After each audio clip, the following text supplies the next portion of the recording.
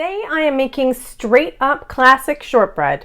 This was the mother of all shortbreads, both literally and figuratively, because it's my mom's recipe for shortbread.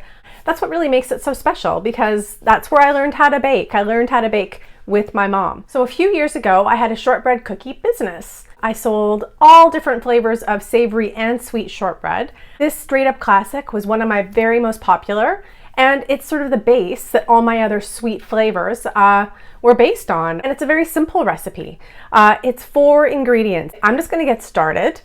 I've already put my 1 pound of butter, room temperature, into my bowl, and I have the paddle attachment on there. I'm just going to give it a little bit of a scrape because I mixed it a little bit already. Cream it for probably about 45 seconds. All right, that looks great. I'm gonna add my vanilla now. So I have half a teaspoon of vanilla. Just gonna mix that in for a few seconds. Now I'm going to add 1 cup of icing sugar. Awesome, that looks great. Nice and fluffy and whipped up. So what I'm gonna do is I'm gonna add my flour in 2 separate additions. So I'll add half now. Once I've mixed it, I'll add the other half. Looks like about half. No, stay up there.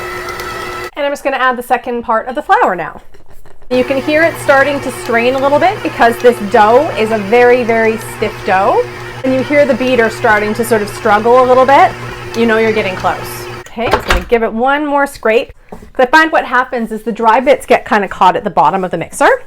That is good. Now what I'm gonna do, I'm going to just dump my dough out onto this parchment paper. And what you wanna do is you wanna form it into a large ball.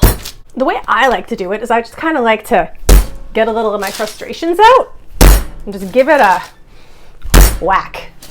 Back when I had my business, I was making batches probably about 10 times the size of this batch. I'm telling you, manhandling that much dough gave me some pipes. I've never had muscles like that in my arms before in my life, and I no longer have them. Baking is a workout, like it's physical. Now what I'm gonna do, I'm actually just going to sort of bat it down into a bit of a cylinder because I'm going to cut this into 4 because I'm going to make 4 logs today. So now what I'm going to do is I'm going to show you how to form the shortbread logs. So you've got your ball and you just want to start rolling it out into a cylinder. And then you're just going to want to sort of give it a little smack, smack, smack. And you're just doing it with this part of your hand right here. So all we're trying to do is just get it into its approximate shape. It is totally up to you what size cookie you want to make. I love tiny cookies. I tend to make them about 1 inch to 1.5 inches square. That's the other thing too. You can actually roll it this way if you want it to be more of a round cookie. So as you can see, I'm just rolling and tapping, rolling and tapping. It sounds the tiniest bit dirty, doesn't it? So now I'm at the point where I am ready to smooth it. You just roll it over and then you just give it a smooth, and then you're squeezing sort of just a little bit from the middle and smoothing it out. And then you're rolling it over and again smoothing it out and then squeezing from the middle a little bit. And so what this is doing is it's just going to make the texture of the shortbread really nice and smooth, and it's going to sort of press out any air holes that might be in the log, because you can see little cracks and things like that. No big deal. When you're slicing your shortbread, sometimes there's a good side and a bad side. If you have a side of the cookie that's got a crack in it, you can just turn it over and that'll be the baked side. You can see too, I'm sort of just giving the ends a little bit of a tap as well to make them more square. And you just do this until you get your log in the shape that you want it to be. So there you have it. That is my first log. And the benefit of this wax paper as well is we now need to put this in the fridge to chill. So you just roll it right up just like so. So clever.